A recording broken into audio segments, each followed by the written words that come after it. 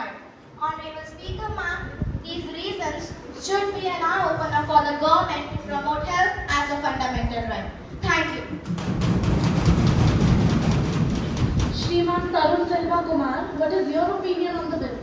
Honorable Speaker and esteemed members, I oppose the bill proposing health as a fundamental right in India because this bill is impractical and laden with flaws. Fundamental rights must be provided equally to each and every citizen. This bill, however, will create huge inequalities. A person from urban area will be subject to better healthcare facilities and medication, whereas several medications might not even be available in rural areas.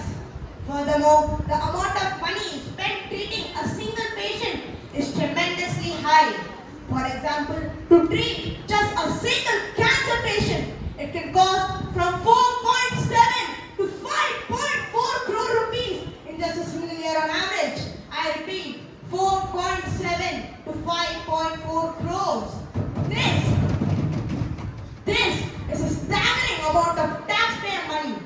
This money could be used to fund the construction of new schools and hospitals which will benefit hundreds of people. Fundamental rights are those which the government can ensure to its citizens, such as the right to equality, which is enforced through laws. Health, however, is unpredictable and cannot be guaranteed. It is misleading for the government to ensure health as a fundamental right when it cannot manage all health outcomes. Thank you, Speaker Madam. Shrimati Ashmita Paswani. Honorable Speaker, I would like to remind everyone that the government is responsible for the health and well-being of people, which can only be fulfilled by provision of adequate health and social measures.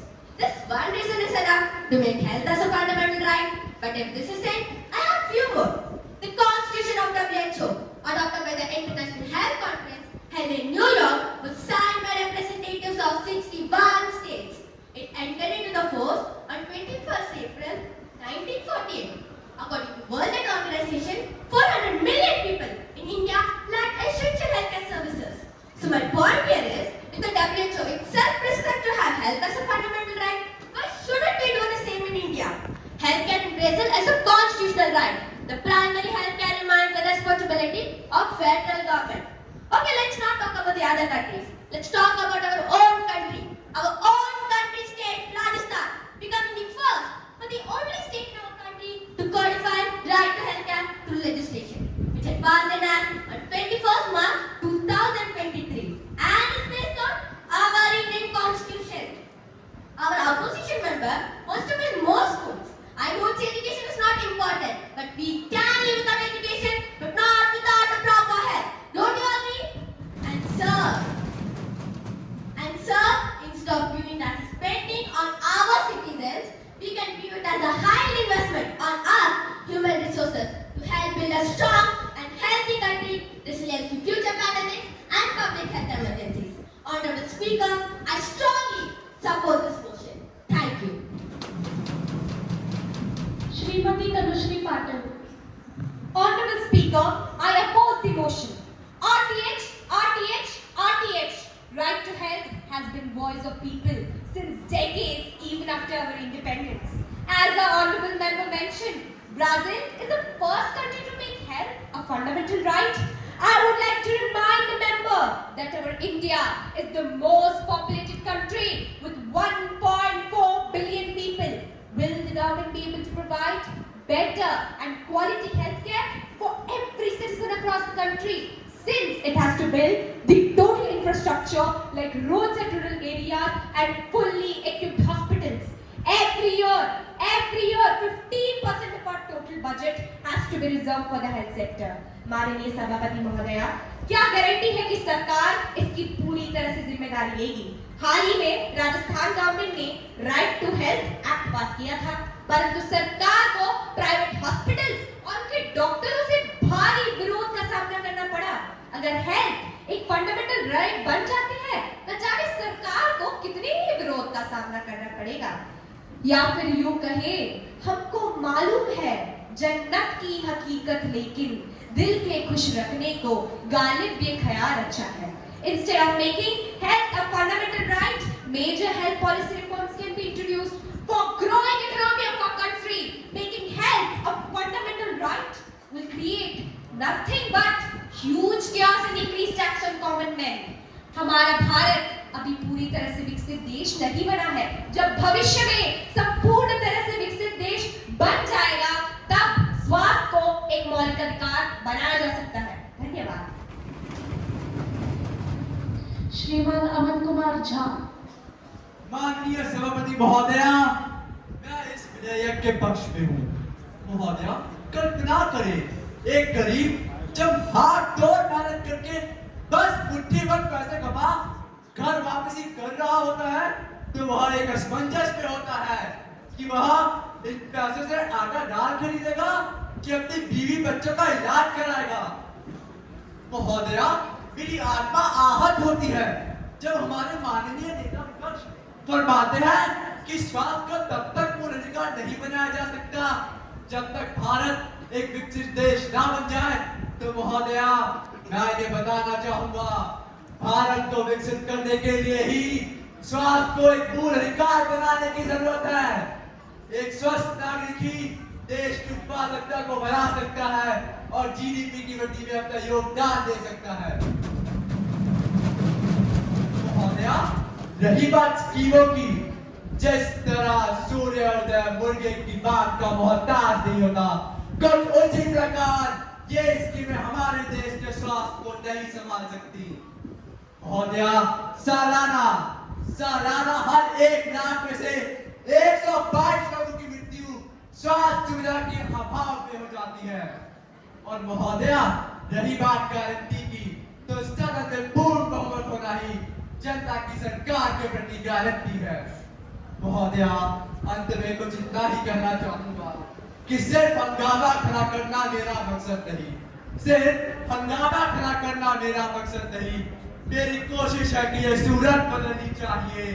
मेरे सीने में नहीं तो तेरे सीने में सही. हो कहीं भी आग लेकिन आग चलनी चाहिए. हो कहीं भी आग लेकिन आग चलनी चाहिए. धन्यवाद महोदया. श्रीमान Mayank मनसोत्रा.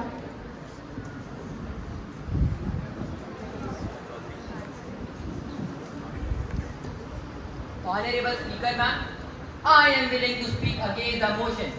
Health as a fundamental right. If that was true, my gym membership would have come with a free personal trainer, a lifetime supply of aid, and a guarantee that progress will taste like chocolate.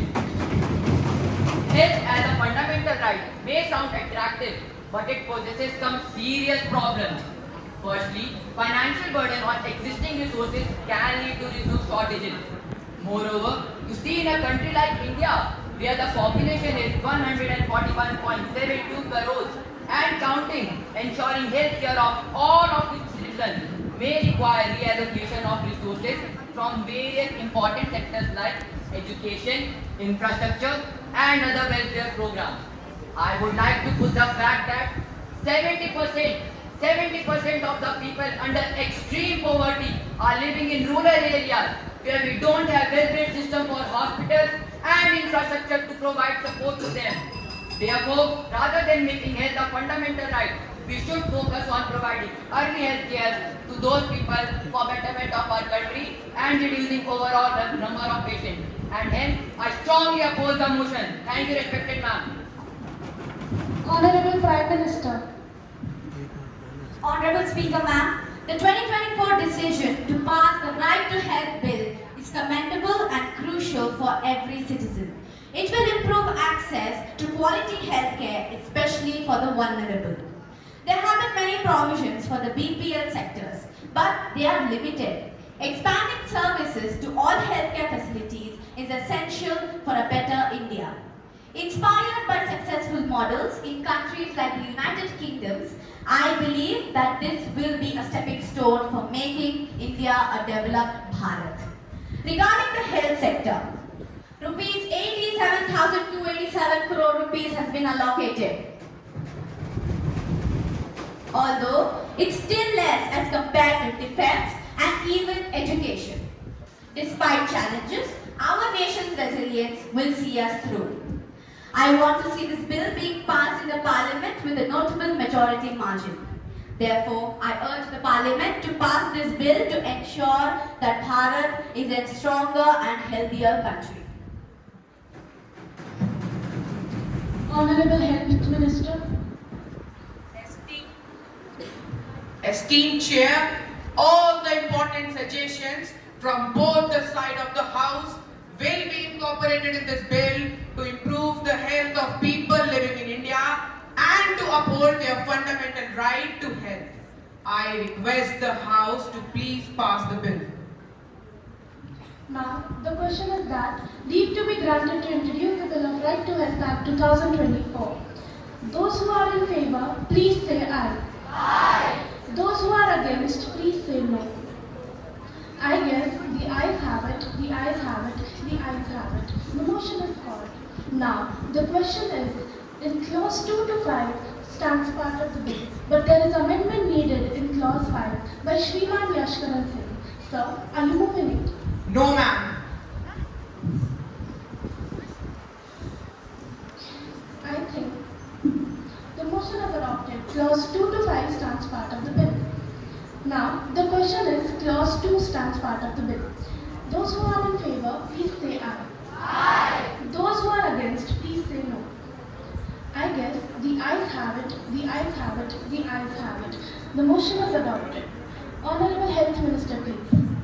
Speaker, ma'am, I move the bill to be passed. Motion moved that bill be passed. Those who are in favor, please say aye. Aye. Those who are against, please say no. I think the ayes have it, the ayes have it, the ayes have it. The motion is adopted and the bill is passed. The House is adjourned to meet tomorrow at 11 a.m.